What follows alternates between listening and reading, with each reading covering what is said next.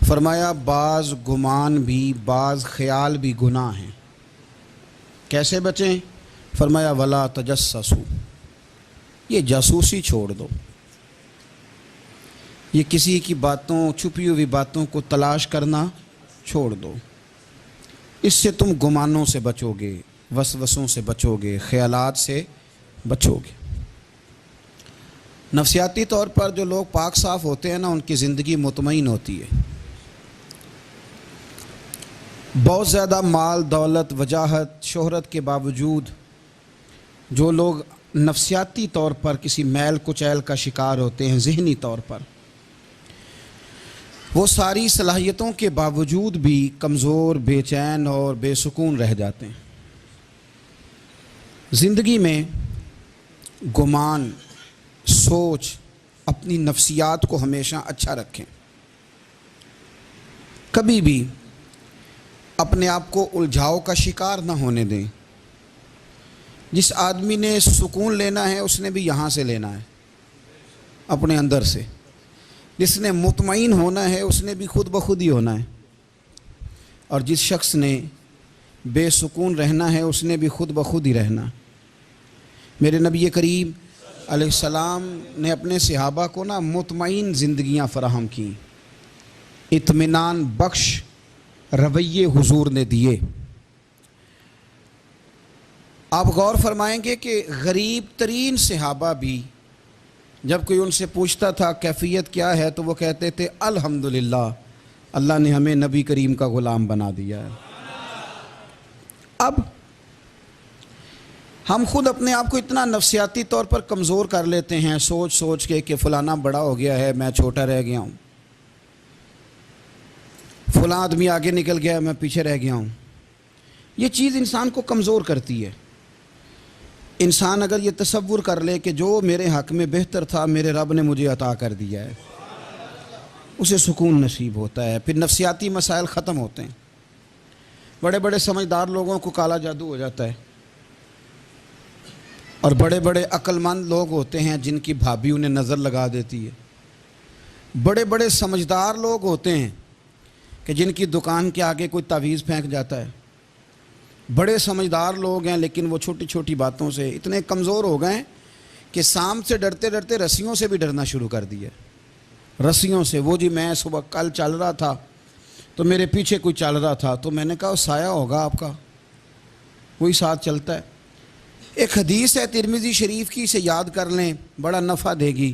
میرے نبی کریم علیہ السلام نے فرمایا اگر ساری دنیا مل کے بھی تیرا نقصان کرنا چاہے تو جب تک رب کی مشیت نہ ہو تیرا نقصان ہو نہیں سکتا۔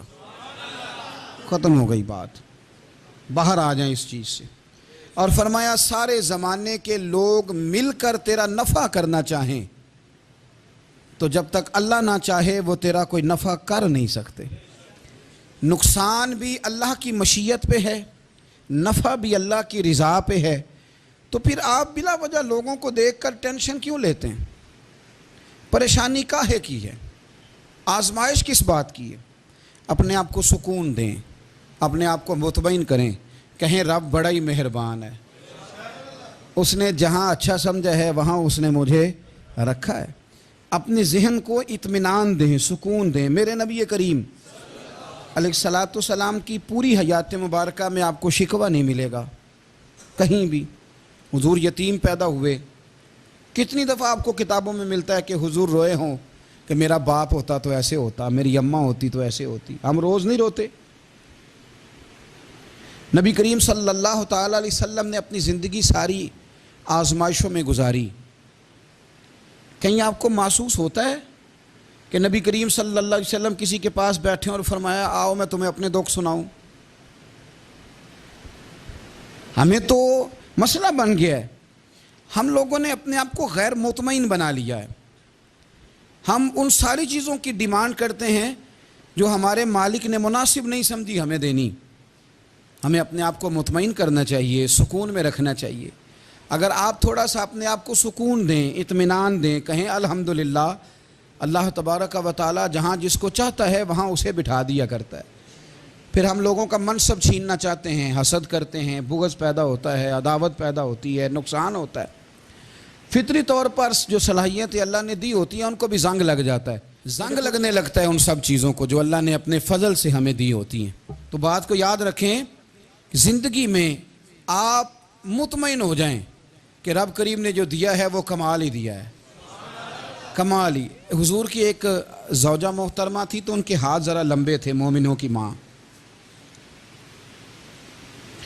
بعض خواتین نے ان سے کہا کہ لمبے ہاتھوں والی، ہم بنا لیتے ہیں نا یہ بھی بات کہ اس کا ناک موٹا ہے تو اس کی آنکھیں چھوٹی ہیں تو اس کے کان بڑے ہیں تو اس کے ہاتھ کیسے ہیں، تو کہا لمبے ہاتھوں والی. تو وہ پریشان ہو گئی. نبی کریم علیہ السلام تشریف لائے. کیا ہوا؟ عرض کی یا رسول اللہ مجھے لمبے ہاتھوں والی کہتے ہیں.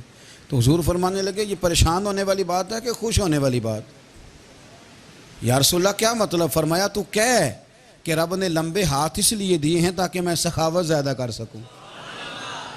میں سخاوت زیادہ، یہ جو میرا چہرہ ہے نا، یہ جو آپ کا چہرہ ہے، یہ آپ کی چاہت ہے کہ اللہ کی؟ فی ای صورت ما شاء رکبک.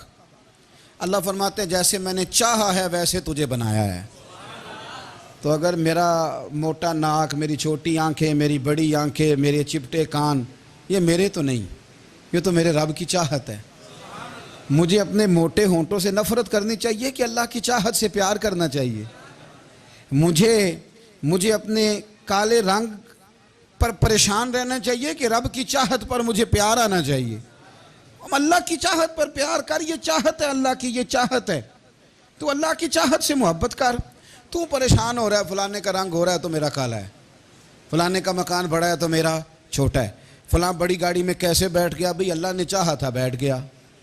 اللہ نے میرے لیے سائیکل پسند کی ہے، مجھے الحمدللہ کہہ کے سائیکل پہ بیٹھنا چاہیے. اس نے پسند کی ہے، اس کی رضا ہے کہ میں یہاں رہوں. تو ایک بات تو یہ ہمیشہ یاد رکھیں کہ آپ اپنے آپ کو مطمئن کریں، زندگی میں سکون دیں. نفسیاتی طور پر ہم بڑے ڈسٹرب اس لیے ہیں کہ ہم بے سکون رہتے ہیں جان بوجھ کے، وجہ ہی کوئی نہیں.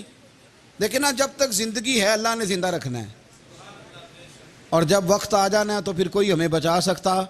تو ٹینشن کس بات کی ہے؟ ڈپریشن کس بات کا ہے؟ ایک بات. دوسری بات یہ کہ دوسروں کی نفسیات کا بھی تھوڑا تھوڑا خیال کریں. ہم پتہ کیا چاہتے ہیں؟ سارے میرے مطابق چلیں، پھر نفسیاتی مسائل پیدا ہوتے ہیں. میرے ساتھ اگر 100 بندہ پیار کرتا ہے تو ان کے مطالبے الگ الگ ہیں. کوئی کہتا ہے جناب کو پیار ہی کرنا چاہیے، ہر ایک سے مسکرا کے ملنا چاہیے. کوئی کہتا ہے حضرت صاحب اتنا بھی پیار کریں تو لوگ نگل جاتے ہیں، تھوڑی ڈنڈی پٹی بھی ہونی چاہیے. دونوں قسم کے لوگ ہیں نا جی. ایک وہ شخص ہے جو کہتا ہے اتنا بڑا مجمع ہے تو 2 سیکیورٹی گارڈ بھی ہونے چاہیے. تیسرا کہتا ہے جی یہ عجیب عجیب لگتا ہے، ایک گارڈ رکھے ہوں کسی بندے نے، کسی بڑے آدمی. تو یہ ہر بندے کا مطالبہ. اب آپ نے کیا کرنا ہے؟ آپ نے لوگوں کے مزاج کی رعایت کرنی ہے. جہاں تک آپ پیار کر سکیں آپ نے کرنا ہے، جہاں تک محبت کر سکیں آپ نے محبت.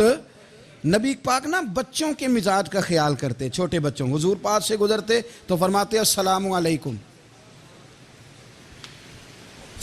ایک بچے نے نا حضور کے کپڑوں پر پیشاب کر دیا تھا، اس کی ماں پریشان ہو گئی. بخاری ہے. یا رسول اللہ وہ بچہ تھا پتہ نہیں چلا. تو نبی پاک فرمانے لگے کیا ہو گیا؟ وہ بچہ ہے، اللہ نے پانی پیدا کیا نا، ابھی اس پہ پانی بہائیں گے سب ٹھیک ہو جائے گا. وہ بچہ ہے. لیکن حاجی صاحب گھر میں بگڑ جاتے ہیں. پوتا اگر پیشاب کر دے کہتے ہیں میں نماز پڑھنی ہوں، وہ بگڑ جاتے ہیں. پیر صاحب بگڑ جاتے ہیں اس بات پہ، علامہ صاحب بگڑ جاتے ہیں. سیٹھ صاحب کہتے ہیں پتہ ہی نہیں بچے نے پیشاب کر دیا. حضور نے فرمایا کہ بچہ بچہ ہوتا ہے، وہ چھوٹا ہے، اس کا ایک مزاج ہے، اس کا ایک مطالبہ ہے. اب آپ یہ کہیں کہ وہ بڑا مجھے پاک صاف سمجھتا ہے تو اس رویے سے میرے ساتھ وہ ملاقات کرے. آپ اس کے مزاج کی رعایت کریں گے. نبی کریم کے غلام کے بیٹے ہیں حضرت اسامہ بن زید، نواسوں کی بات نہیں سنا رہا. زید بن حارثہ حضور کے غلام تھے، ان کے بیٹے ہیں. چھوٹی عمر تھی، ناک بہ رہا تھا. ویسے دادا جی ناک صاف کر دیتے ہیں پوتے کا؟ ہو سکتا ہے وہ ڈانٹ دیں کہ چل دوڑ جا کتنا گندا. اماں سے کہا تیرا ناک صاف کرے، چل نالائق. نانا بھی کہا چل بھاگ جا. کیونکہ وہ حاجی صاحب نے وضو کرنا ہے، نماز پڑھنی ہے، تو ان کے قریب یہ چیز آ گئی تو بڑا مسئلہ بن جائے گا۔ نبی کریم صلی اللہ علیہ وسلم نے کہا عائشہ اسامہ کی ناک بہ رہی ہے، صاف کر دو۔ حضرت عائشہ کہتی ہے میں ذرا اٹھی کو کپڑا دیکھ لوں تو حضور جلدی سے اٹھے۔ ایک روایت تو یہ کہ حضور نے ناک پونچھ دیا، اور دوسری میں کہ نبی پاک قریب پہنچ گئے۔ جناب عائشہ کہتے ہیں میں نے ہاتھ پکڑ لیا، میں نے کہا حضور کپڑا لینے گئی تھی آ گئی نہیں۔ کہتے ہیں میں نے اپنے ہاتھوں سے ان کی ناک صاف کر دی، ریٹ صاف کر دیا۔ اللہ کے رسول گویا میری طرف دیکھ کے مسکرائے، حضور راضی ہوئے۔ بچے تو بچے ہوتے ہیں، بچے تو بچے ہوتے ہیں۔ اب آپ کو بچہ حاجی صاحب مانے، پہلے نمازی صاحب مانے، آپ کو پہلے بچہ جو ہے وہ بڑا سیاںہ مانے، سمجھدار مانے، عقل مند مانے، پیر صاحب مانے۔ چھوٹا بچہ تو وہ نہیں مان سکتا۔ آپ اس کی نفسیات کے مطابق اس کے ساتھ چلیں۔ اب رویہ وہ رکھیں کہ وہ بچہ ہے، وہ چھوٹا ہے۔ حضور بچوں کے پاس سے گزرتے تھے تو انہیں سلام کہتے تھے۔ آپ بھی کہتے ہیں؟ آج سے کہیں گے؟ حضور گزرتے چھوٹے کہتے السلام علیکم۔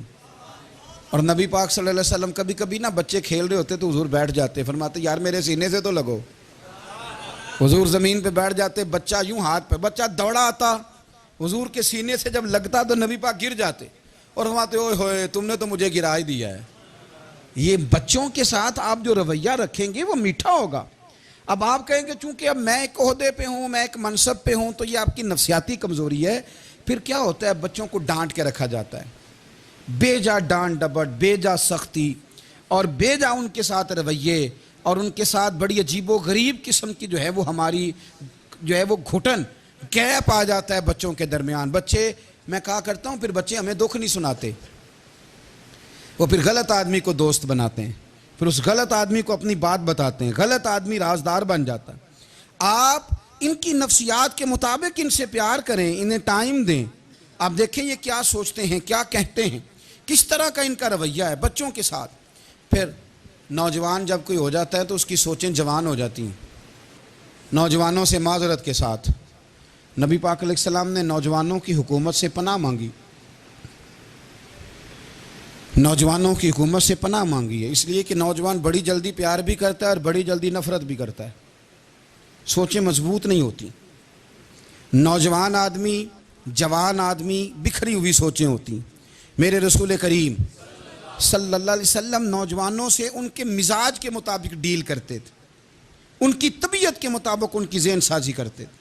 ہم نا جوانوں کو وقت نہیں دیتے، ہم مطالبہ کرتے ہیں نوجوان سے کہ وہ ہے نوجوان باتیں بوڑھوں والی کرے۔ اگر جوانی میں بوڑھوں والی باتیں کرے تو پھر تو شیخ سعدی کہتے ہیں سارے بوڑھے چھوڑ کے اس نوجوان کے پاس بیٹھو، اس کے پاس فیض زیادہ ہے۔ اگر ایسا ہو جائے، کیونکہ در جوانی توبہ کردن شیوائے پیغمبری، یہ تو اچھی بات ہے، لیکن میرے عزیز اگر ایسا نہ ہو، ایسا ممکن نہ ہو، تو پھر نوجوان کو آپ اس کی طبیعت کے مطابق ڈیل کریں۔ آپ اس کی سوچ دیکھیں، اس کا رویہ دیکھیں، اس سے